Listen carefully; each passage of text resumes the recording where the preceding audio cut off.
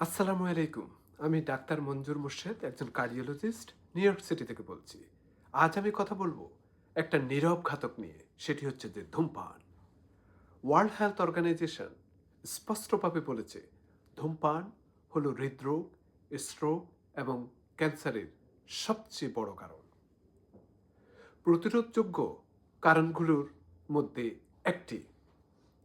বাংলাদেশের বাস্তবতায় এই সমস্যা আরও ভয়াবহ, কারণ এখানে শুধু সিগারেট নয়, বিড়ি, জর্দা, গুল এবং তামাকও ব্যাপকভাবে ব্যবহৃত হয়ে থাকে। ওয়ার্ল্ড হেলথ অর্গানাইজেশন এবং জাতীয় জরিপ অনুযায়ী বাংলাদেশে কোটি কোটি মানুষ তামাক ব্যবহার করে থাকেন। প্রতি বছর 1 লক্ষেরও বেশি মানুষ তামাকজনিত রোগে মারা যান। এই মৃত্যুর বড় একটি অংশ ঘটে হার্ট অ্যাটাক, স্ট্রোক এবং হার্ট ফেলিওরের মতো কারণে। অর্থাৎ ধূমপান শুধু ফুসফুসের সমস্যা নয়, এটি সরাসরি হার্টের উপর আঘাত করে। সিগারেটে কি আছে একটু জেনে নিই। একটি সিগারেটে থাকে নিকোটিন, সেটিতে আপনার রক্তচাপ এবং হার্ট রেট বাড়াতে পারে। আর কি আছে? এটিতে আছে কার্বন মনোঅক্সাইড, যার ফলে আপনার রক্তে অক্সিজেন কমে যায়। আর কি আছে? এতে আছে টার এবং কার্সিনোজেন, যেটি রক্তনালীর মধ্যে গিয়ে অনেক সমস্যার সৃষ্টি করে থাকে এবং যার ফলে অলসো করোনারি আর্টারি ডিজিজ হতে পারে, কারণ এই উপাদানগুলি ধমনীকে শক্ত এবং সংকুচিত করে ফেলে। আমেরিকান হার্ট অ্যাসোসিয়েশন এবং ওয়ার্ল্ড হেলথ অর্গানাইজেশনের তথ্য অনুযায়ী যারা ধূমপান করে থাকেন তাদের মধ্যে হার্ট অ্যাটাকের ঝুঁকি 2 থেকে 4 গুণ বেশি, স্ট্রোকের ঝুঁকি উল্লেখযোগ্যভাবে বেশি, অল্প বয়সেই হার্টে রিং বা স্টেন্ট পড়ার আশঙ্কা বেশি থাকে, কারণ ধূমপান রক্তনালীকে সংকুচিত করে, রক্তে প্ল্যাক বাড়িয়ে ফেলে, জমা করে ফেলে। এই রক্তে জমাট বাঁধার কারণে অনেক ঝুঁকি বেড়ে যায়, যেমন হার্ট অ্যাটাক এবং স্ট্রোক। তাই ধূমপান মানে হঠাৎ হার্ট অ্যাটাকের ঝুঁকি, এমনকি এটি তরুণদের মধ্যেও। ওয়ার্ল্ড হেলথ অর্গানাইজেশন বলেছে 90%-এরও বেশি ফুসফুস ক্যান্সারের মূল কারণ হচ্ছে এই ধূমপান। এছাড়া ধূমপান ক্রনিক অবস্ট্রাকটিভ পালমোনারি ডিজিজ, যেটিকে সংক্ষেপে আমরা সিওপিডি বলে থাকি, ক্রনিক ব্রঙ্কাইটিস, হাঁপানি, এগুলি হতে পারে। ধূমপায়ীদের ফুসফুস ধীরে ধীরে অকেজো হয়ে যায়, এটি পরীক্ষায় প্রমাণিত। ধূমপান এবং ক্যান্সারের সাথে একটা সম্পৃক্ততা আছে।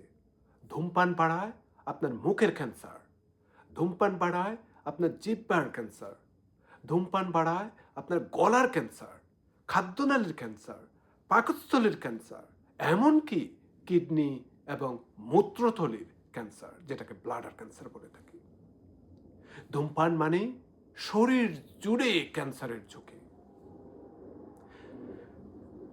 আসুন একটু জেনে নিই প্যাসিভ স্মোকিং এবং পরিবারের মধ্যে কি সম্পৃক্ততা আছে। প্যাসিভ স্মোকিং হচ্ছে আমি স্মোকিং করছি না, কিন্তু আমি একজন স্মোকিংয়ের পাশে বসে রয়েছি, তার ধোঁয়াটা আমি ইনহেল করছি।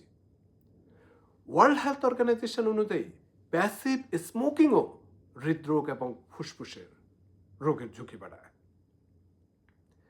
শিশুদের মধ্যে নিউমোনিয়া, অ্যাজমা, ফুসফুসের সংক্রমণ, হঠাৎ মৃত্যুর ঝুঁকি, যেটাকে সিটস বলে থাকি, অ্যাসাইটিএস। তো একজন ধূমপায়ী বাবা পরিবারের সবাইকে ঝুঁকিতে ফেলেন। ধূমপান ছাড়লে হার্টের কি হয়?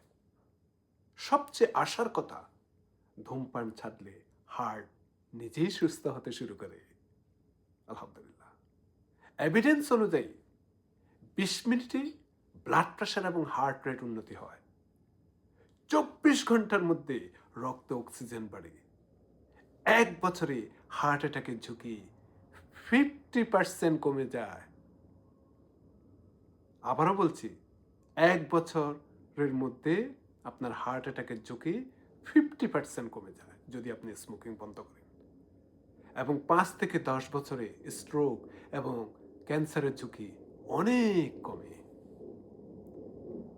হার্টের জন্য ধূমপান ছাড়া জীবন বাঁচানোর সিদ্ধান্ত। আসুন জেনে নিই কিভাবে ছাড়বেন। পরিবারকে জানান কেন, কোন সময়ে আপনার ধূমপানটা করতে ইচ্ছে করে। সেই ট্রিগারটা আপনাকে এড়াতে হবে।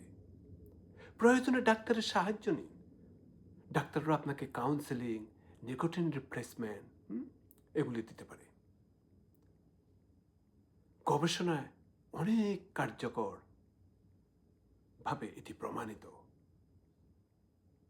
শেষ কথা হচ্ছে, ধূমপান কোনো অভ্যাস নয়, এটি হৃদরোগ, স্ট্রোক এবং ক্যান্সারের প্রমাণিত কারণ। আজ না থামলে আগামীকাল হার্ট থেমে যেতে পারে। সুতরাং এভিডেন্স পরিষ্কারভাবে বলেছে ধূমপান ছাড়লে হার্ট বাঁচে, জীবন বাঁচে। আপনার নিজের জন্য, আপনার পরিবারের জন্য, বাংলাদেশের সমষ্টিগত মানুষের জন্য আজই ধূমপান ছাড়ুন।